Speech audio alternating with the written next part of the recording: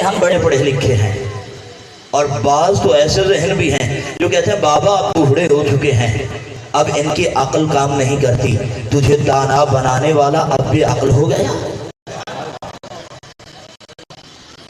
نا۔ اور اکثر مقامات میں دیکھا گیا، قرآن تو کہہ رہا ہے اوف تک نہ کرو۔ اوف کسے کہتے ہیں؟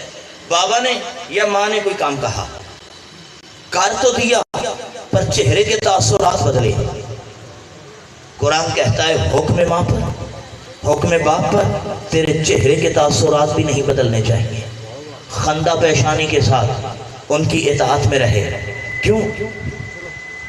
میرا کسی کے ماں باپ سے کوئی تعلق نہیں، جو سیاہ لباس میں بیٹھے ہوئے عزادار ہیں میں ان کو بتانا چاہتا ہوں۔ ٹھیک ہے، بعض لوگ تو یہ بھی کہہ جاتے ہیں کہ ہمارے لیے انہوں نے کیا کیا ہے؟ تمہارے لیے انہوں نے ایک عزادار کا نام چھوڑا ہے۔ یہ تھوڑا ہے کہ ہم ایک عزادار کے بیٹے ہیں، انہوں نے تمہاری انگلی پکڑ کر عشق علی کے ڈھنگ سکھائے۔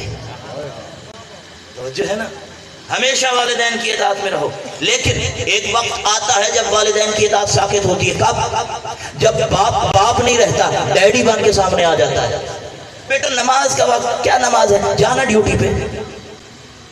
اب اطاعت نہیں کی جائے گی، یعنی باپ کی اطاعت اللہ کی اطاعت سے، رسول کی اطاعت سے، صاحبان امر کی اطاعت سے ٹکرا جائے تو اب اطاعت ساقط ہے۔ اب باپ کی اطاعت نہیں کی جائے گی، ماں کی اطاعت اللہ کی اطاعت سے، رسول کی اطاعت سے، یا اماں خود صاحب امر سے ٹکرا جائے۔ توجہ ہے نا؟ اب اطاعت نہیں ہوگی، اب اطاعت ساقط ہے۔ اطاعت کب واجب ہے؟ جب ان کی اطاعت رسول اور اطاعت خدا اور صاحبان امر کی اطاعت سے نہ ٹکرا رہی ہو، اس وقت ان کی اطاعت ہے واجب۔ یہ اطاعت جزوی ہے، لیکن رسول کی اطاعت، انبیاء کی اطاعت، اطاعت کلی ہے۔ یہ اللہ نے کیوں کہا؟ یہ اطاعت کو تقسیم کیوں کیا؟ اس لیے کہ کچھ لوگ ایسے تھے جو حبیب کبریا کی اطاعت ابا زید کہہ کے کرنا چاہتے تھے۔ بات تھوڑی مشکل ہے، لیکن مجھے آپ کی ذہانتوں پر اعتماد ہے، مجھے آپ کے اوپر پورا بھروسہ ہے۔ کچھ لوگ تھے جو چاہتے تھے کہ ہم اس کی اطاعت کریں تو صحیح، پر زید کا ابا سمجھ کر اطاعت کریں۔ بیٹھ گئے نا سروں پہ پرندے؟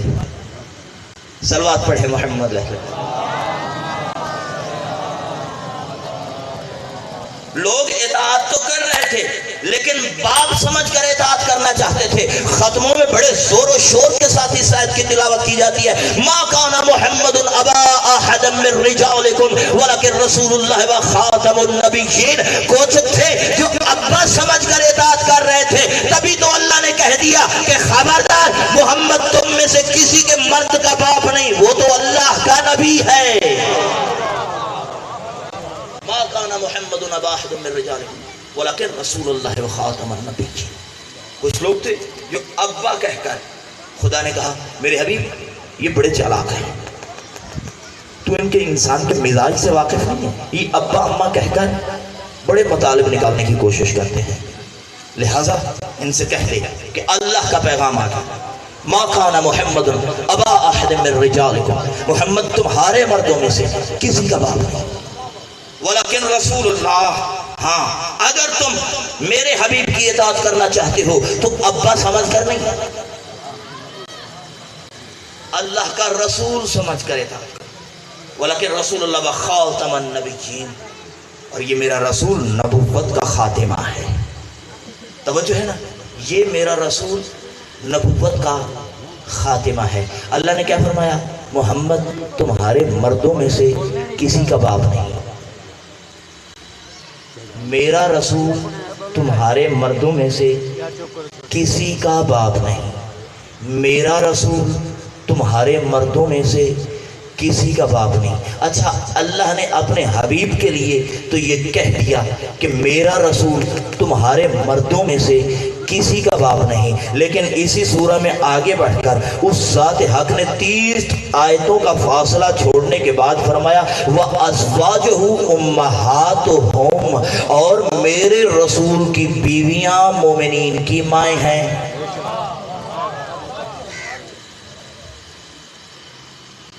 میرے رسول کی بیویاں مومنین کی مائیں ہیں. اللہ نے رسول کے لیے کیا کہا کہ یہ تمہارے مردوں میں سے کسی کا باپ نہیں، اور رسول کی بیویاں مومنین کی مائیں. مالک ہم تو آج تک اسی کو ماں سمجھتے رہے جو باپ کی زوجہ ہو. توجہ ہے نا؟ ہم تو آج تک اسی کو ماں سمجھتے رہے جو باپ کی زوجہ ہو. لیکن یہاں تو معاملہ ہی برعکس ہے. اللہ نے کہا محمد تمہارا باپ نہیں اور میرے رسول کی بیویاں تمہاری مائیں ہیں. کیوں؟ بات تھوڑی مشکل ہے، لیکن میں نوجوانوں تک ایک پیغام چھوڑنا چاہتا ہوں، ایک پیغام دینا چاہتا ہوں. اس لیے کہ یہ مجالس، یہ تربیت گاہ ہے، یہ عقائد کو مضبوط کرتی ہے، اخلاق کو بتاتی ہے، نمائندگان خدا کی تعظیم کا سلیقہ دیتی ہے. اس میں تعظیم مصطفیٰ ہے. خدا اپنے نمائندے کی تعظیم چاہتا ہے. وہاں کیا فرمایا؟ محمد تمہارے مردوں میں سے کسی کا باپ نہیں. 30 آیتوں کے بعد اللہ فرما رہا ہے کہ اس کی بیویاں تمہاری مائیں ہیں. مالک ہم تو ماں اس کو سمجھتے تھے جو باپ کی زوجہ ہو. یہ تو نے ماں کیوں کہا؟ اچھا، ماں اور بیٹے کے درمیان پردہ ہوتا ہے؟ نہیں.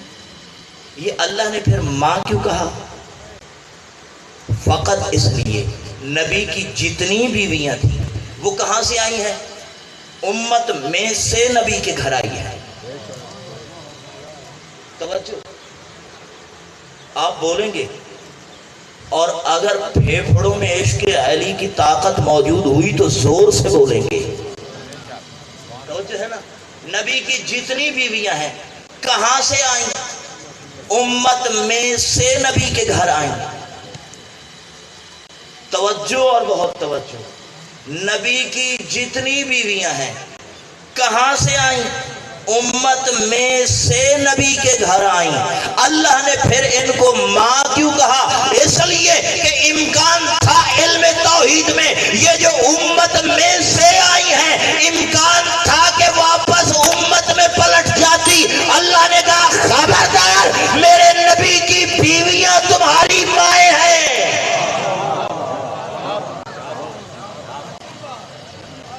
امکان تھا کہ واپس امت میں پلٹ جاتی. کہا نہیں، میرے نبی کی بیویاں تمہاری مائیں ہیں. اب ہو سکتا ہے کسی کے ذہن میں یہ سوال پیدا ہو کہ مولوی یہ کون سی بحث لے کے بیٹھ گیا؟ اس بحث کا یہاں سے تعلق ہی کیا تھا؟ تعظیم